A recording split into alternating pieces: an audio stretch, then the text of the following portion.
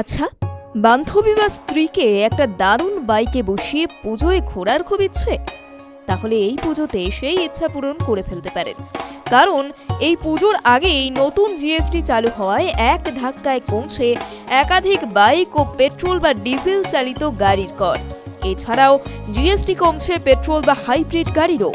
যেসব গাড়ির ইঞ্জিন 1200 সিসির থেকে কম এবং গাড়ির দৈর্ঘ্য 4 মিটারের কম, সেই সব গাড়ির ওপর জিএসটি 28% থেকে কমে হয়েছে 18%। একই হারে কর কমেছে 4 মিটারের কম দৈর্ঘ্যের ও 1500 সিসির চেয়ে কম ইঞ্জিনের গাড়িরও।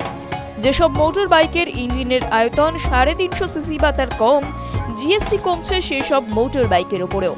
উদাহরণস্বরূপ বলা যায়, রয়্যাল এনফিল্ড মিটিওর 350-র দাম কমতে পারে প্রায় 20,000 টাকা। তবে এর চেয়ে বড় গাড়ি বা বাইকের ওপর বাড়তে চলেছে কর। জানা গিয়েছে সেই সব গাড়ি বা বাইকের ওপর 40% কর বসাবে কেন্দ্র। তবে এইসব পণ্যের দাম যে কমবে, এতে চাপ কমবে আমজনতার পকেটে। যে ছেলেটি পুজোয় বান্ধবীকে মিটিওরে চাপিয়ে ঘোরানোর পরিকল্পনা করেছিল, তারও খরচ কমবে অনেকটাই। TV9 Bangla digital.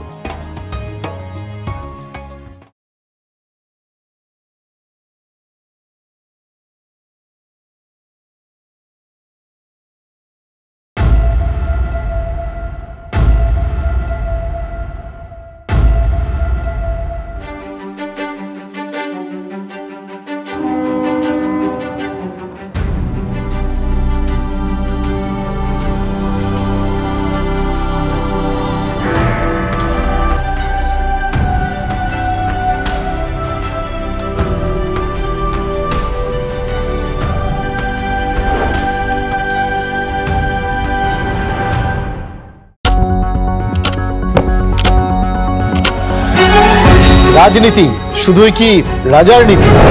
রাজা উজিরের চোখে নয়,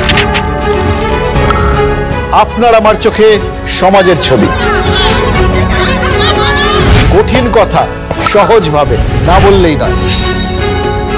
বললেই নয়।